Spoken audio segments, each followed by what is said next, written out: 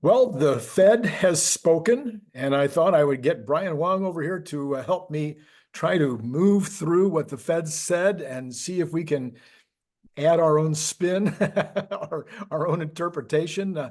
We saw that when the news came out, pretty much as expected, the markets were excited and went up, and the bond market was excited and went up, and yields went down.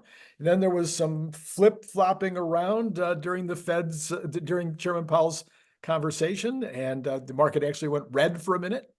Well, not all of them, but some of them were in the red for a minute, and then they popped back up again, suggesting that overall people are pretty happy. What did you see, Brian? Yeah, so the initial announcement was a 50-point cut. So that's definitely in the books.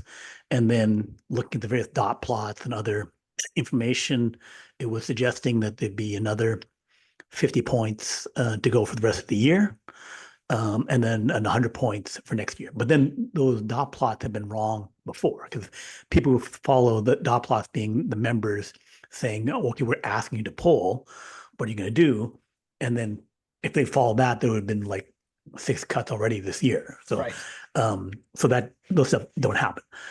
So Powell, when he was talking, was indicating his kind of inflation's still a bit higher than we want, with consumer jobs.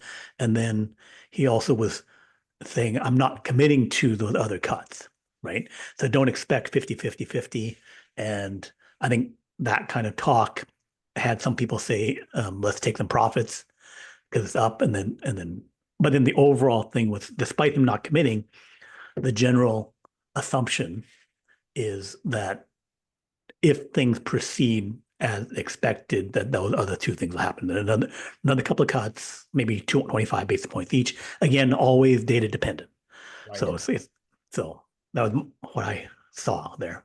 Okay, so then going forward, we've got, as you mentioned, theoretically with the dot plot, we would have 50 more basis points. That might be 25 and 25, or it might be 0 and 50, or it might not be anything of the above, because the data will, of course, potentially change all that. But a lot of people might say that this was a Goldilocks. I mean, this was like an almost perfect solution today.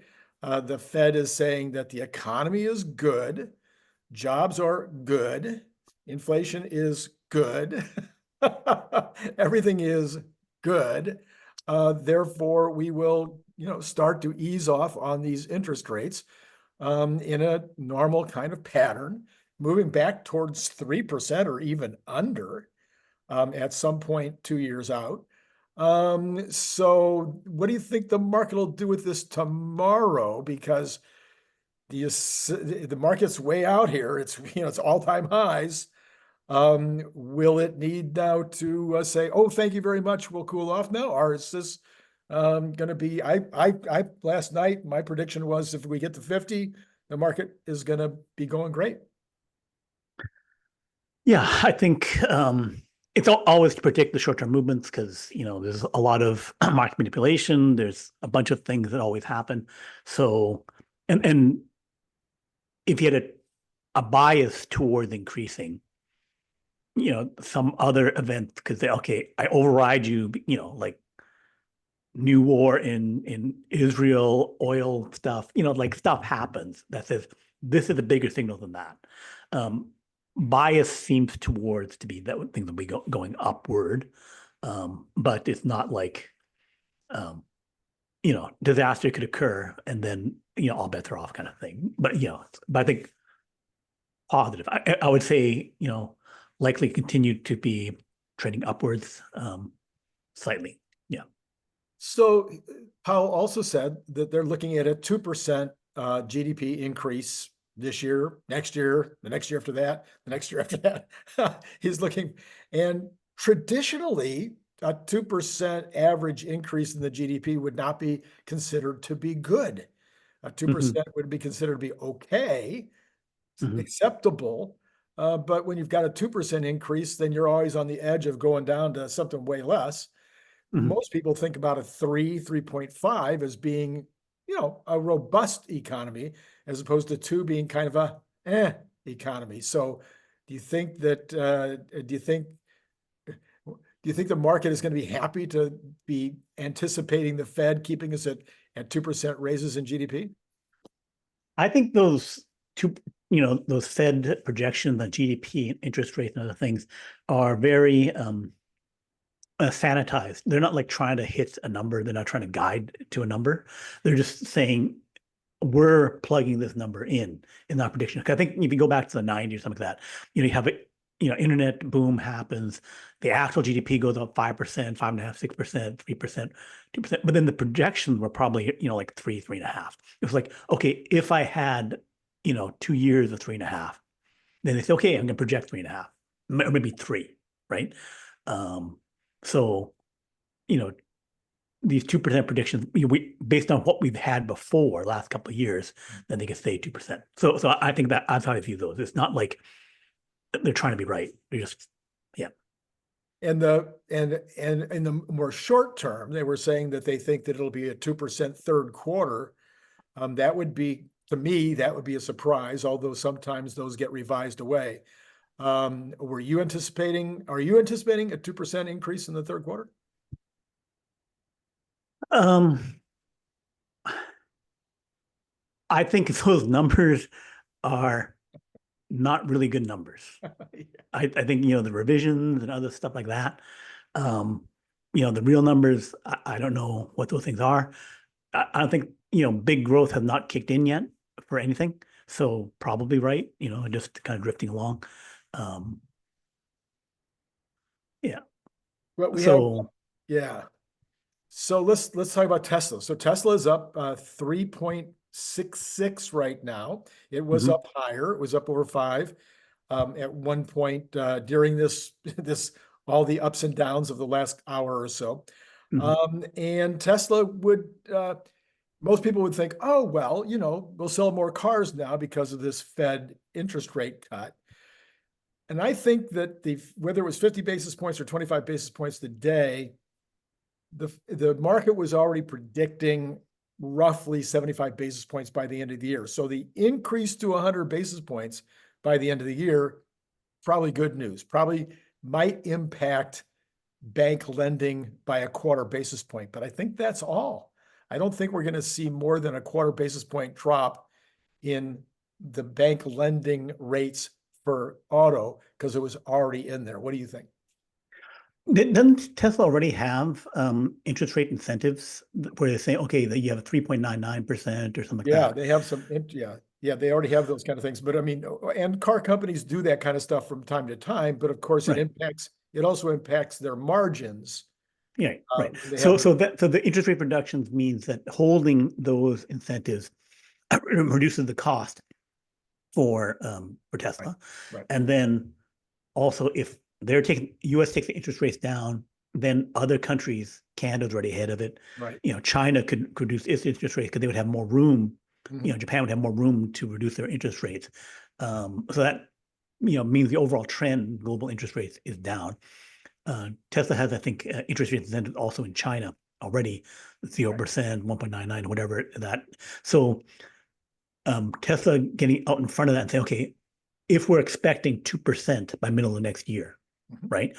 And then the margin on between the whatever long rate, 2-year, 5-year versus the actual auto rates, that compresses because that was also elevated, right? So going toward the bottom end of a, 5 to 7% range, right? Dropping, so it's cutting, and then also the premium's cutting off because we're hanging down, right?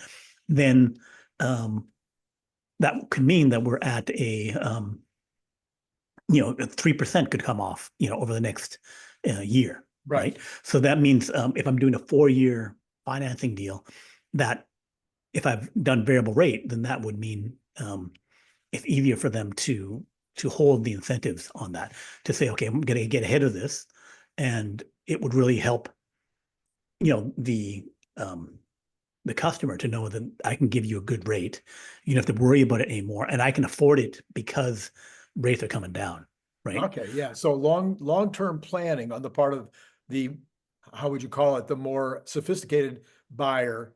The more sophisticated buyers would say, hey, I can now plan to buy that car because rates are not going up, they're probably going down. And if I buy it in January, if I buy it in March, I'm going to get a good rate. I don't have to rush to buy, but I can also now put it into my budget to get that next car. Right, right. So I think also the overall economy overall, the rate overall improving everything. Again, it takes time to have impact, but then you would assume, okay, I'm going to feel better about this thing. We're on the loosening track. It will reduce the risk of recession or deep recession or anything like that. So then overall planning should be, if I'm looking ahead, it should be better. I can make long-term purchases, whether it's companies or whether individuals. Yeah. I took a look at the VIX, and the VIX is still under 20. So the VIX is certainly suggesting, well, this is more comfortable. So the disconnect that I found, because I spent I've been writing about, and I've been in small business and writing about small business my entire career. So I look at that NFIB group, and they're just saying, no, the economy's, we're having a hard time. Our sales are horrible. Our input pricing is still coming in hot, because, some of that stuff is still, you could have somebody that was manufacturing something 4 months ago in China that didn't get on a boat until 2 months ago, that is still, it's barely gotten off the water, and now goes to an importer into their warehouse, and the retailer isn't going to buy it until 4 months after it was made. And so they might be still paying like a higher price for that because of the deal that was made 4 months ago. And so they're still getting some of these higher prices coming in, and they can't pass them forward. So maybe when Powell and his group are talking to larger businesses, the larger businesses aren't being as impacted as much, but the small business owners, their confidence level, their optimism levels were still horrible. So what do you think? Do you think that'll change? Do you think it'll take months to change, or 6 months to change? How do you see the small business guys looking at this thing? Yeah, small businesses, all companies, even biotech that trade down with the high interest rates, because discounting future cash flows and various other things, they should all start recovering. Again, that forward-looking thing, their stock and stuff should recover earlier. So that Tom Lee talking about the Russell 2000 or whatever going up, some slight rotation out of the S&P and those kind of things, having the increase broaden out beyond the big six or whatever. I think that should happen. And then the actual performance of those companies should improve because of the lower interest rates and the environment and all that kind of stuff. But yeah, probably 6 months out. Yeah. The Russell is actually up 1% right now. The Dow is down. The S&P barely, just 0.07%. S&P is down 0.01%. Nasdaq is up slightly, 0.13. But the Russell is up a full percentage. So that's coming true. The thing that we've been kind of projecting. I wanted to look back at the bonds again too, because there's something that I predicted all week and last night that's definitely coming true, and everybody that follows the channel knows that I care about this, and that is the inversion. And so, what do you think's happening with the inversion? I do not know. We're not checking it. So what we got right now is, believe it or not, the 10-year is actually up 5 basis points right now. It was down for a minute, but most of the time since the cut was announced, the 10-year has the rates have been up. So 5.2 basis points at this point, 5.4, but it's still under 3.7. So I've been saying for a while that it was baked in. I wasn't expecting a lot more coming down on the treasuries, but the 2-year is only up 1.5 basis points. And listen to this, the 2-month is down 11 basis points. So it is finally starting to go back to reinvert. And I've told people every day for a month, I think, that this is not investment advice, but the 2-month will eventually come back and be on the right side of that inversion. So what's the general stock market thing? If inversion versus reinversion, what like you want it to reinvert, but then sometimes when it reinverts, that's a signal that it's gonna drop. So it's supposed to be a signal that we're already in the recession or that the recession is about to start. I've been saying that the recession started in June, and it might have, and it might be, maybe it won't even turn into a 2-quarter recession. But maybe it will. I don't know. There's the things that have been concerning me have been housing, manufacturing, all trucking, and then auto fell in. So you had housing when we just had the first 3 of those. It was like, yeah, we're probably in recession or we're near recession. But then when autos seemed to also fall into that mix, that seemed to me to be like the final straw where we must be in recession. But services are holding up well, and you got government, of course, in there, and then you've got medical. So those 3 are really pretty strong. And so the question was, will we be able to hold in there even with 4 of those sectors really in recession? Yeah. So I think recessions, previously have been called like, a year after they start. Right. So I certainly feel like we've been in a recession as well. So I agree on that point. And hopefully things turn around now. So maybe they'll say, okay, it happened, it's over. I don't know how that's going to play out. Yeah. So people know, of course, I'm just I have one small business. Well, I have 5 small businesses, but whatever. But I have one very small business where I sell products on Amazon, and my sales are really down this year. And I also have my consulting business where part of that is in the bicycle business as well. And my bicycle client is not doing well this summer. I mean, it's just those kinds of purchases, the larger purchases, the swimming pools and the refrigerators and cars, these have been hit, pretty heavily. And it'll be interesting to see how long it takes for the consumer to feel comfortable. Well, and is it comfort, or is it really just that they don't have the money anymore? I would say they don't have the money. Right. Yeah, because there's a large number of people living paycheck to paycheck. That number shot up a bunch over the last 4 years. Right. So yeah, so I think a lot of people don't have the money, and then they also don't have the means to go for credit because of the high interest rates. So that would mean that they're jammed at both ends. If they still don't have the savings, but then it's easier for them to do something with some financing, then they'll have some spending money, and they could be like real estate rich, but locked out of the money. So then they can't, use the credit line as their piggy bank kind of thing. Without going and getting what they would consider to be a high interest rate loan on that house, even if it's a second. What do they call them? It's not a second. It's a second mortgage. yeah, they don't call it a second anymore. What do they call well, it? Credit lines, home equity Credit line credits. Yeah. But anyway, yeah. So I think people probably looked at that over the last, because the piggy bank, your house being a piggy bank was all the rage when interest rates were at 2% or 1%.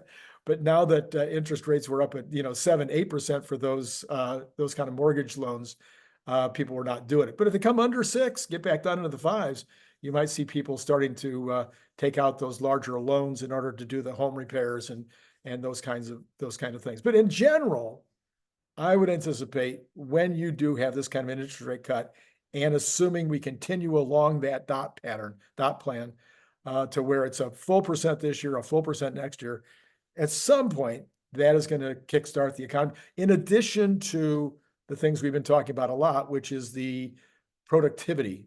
If the productivity stuff starts to really come in there and help these companies, the productivity thing could eventually really have us way above that 2%, that 2% a year GDP increase.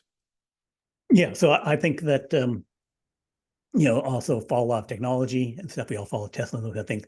So major improvements in tech where AI really starts doing stuff to improve productivity and stuff like that, that could really start moving the needle in 2 years or something like that. It was right now it's mainly just NVIDIA, but I think that should broaden out to be real, and then Tesla with semis and Tesla bots and other things that could start really helping as well. Absolutely. So interestingly, the market is definitely having fun with this. So we went from a Dow Jones up 375 was the top of the day. The Dow was up 375, now down 129 as we get close to the close. Tesla, which as I mentioned, I think was up 6 at one point, is now up 62 cents. NVIDIA is down $1.64. So the market has, it sounds to me like there's a lot of, as you pointed out, a lot of games going on. People taking their profits, thinking this is a great opportunity to cash out. Speaking of that, I'll hit one more thing with you today that's kind of related, but not quite exactly related. So, what's his name? One of the big billionaire investing guys, and I forgot his darn name, just went out of my mind, said yesterday that he's going to be out of equities. He's going to sell all of his equities if Harris is elected. So you have people saying they're going to leave the country. You've got people saying they're going to light themselves on fire if Trump is elected. But this is a huge, huge investor who said he's taking all this money out of the equity markets. Would it be Burry or would it be Ackman, one of those investors? Or it was one of the guys that really called the 2008 deal and made a lot of money on the short side. The Burry guy? It wasn't Burry. It was anyway. Okay. But I think and then somebody said in response to that, they said, well, Berkshire is already doing it. They've already pulled like $100 billion out of the market, mostly Bank of America, a little bit of their BYD stock and stuff. They're already cash. And so we're saying with the hikes in the corporate tax, hikes in capital gains tax, potential hike on high income earners, that they're going to get out of equity. So they'll have to switch off to cash or into things that they're not going to get burned on the taxes. Right. Well, even Mark Cuban, who's a big fan of Democrats and against Republicans, so he's a billionaire, owns Dallas Mavericks. So his thing was that don't worry, when talking to the All In podcast guys, don't worry about what and also Reid Hoffman, billionaire from LinkedIn, also said, don't worry about these plans, these ideas for taxes. Those ideas for taxes are terrible. All these other rules would kill the venture market, and then venture market also eventually impacts the stock market. That all these things would be financially terrible, and terrible for business, but they say that it won't happen. So it's like, don't worry. All this talk, and don't worry. So it's only to appease, the people who are poor, who want to get the votes from, but that we won't actually do any of it. And that Mark Cuban said that he'd been assured in private meetings that this won't happen. But then, what do they say in private meetings to all those people? So basically, it's like, yes, it's all terrible. If they got in, if they could pass it, it would be terrible. But the argument from the other side is, don't worry, it'll be split government. They won't be able to pass anything. And so rest easy, it'll only be crazy talk. Well, I don't know. Now, how old were you? What year did you move over from Hong Kong? 1996. 1996. So the dot-com period starting up. Yeah. So was Mad Magazine a thing when you were growing up? I grew up in Canada, so I know all about Mad Magazine. You know all about Mad Magazine. So as you're speaking, all I can think of is what? Me worry? Yeah. Right. Mhm. So, Brian, thank you Mhm. for coming on and helping us take a look at what the Fed just did. And Yeah. please leave your comments and ideas down below. Let us know what you thought about what the Fed did, what you think about what Brian and I had to say about what the Fed did, and what you think about whether whether everything that Kamala is telling us is just for smoke and mirrors, and that none of it will ever come true. It's been Mm. great talking to you.